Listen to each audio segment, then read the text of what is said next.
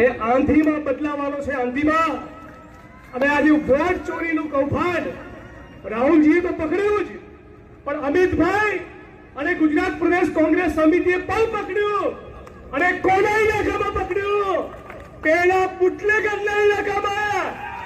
અને પૂર્વ પુટલેગરને કહેવા માંગીએ છીએ કે તારો દંડો તૈયાર રાખ, તારી પોલીસ તૈયાર રાખ, તારું પ્રશાસન તૈયાર. એ આંધીમાં બદલાવાનો છે આંધીમાં.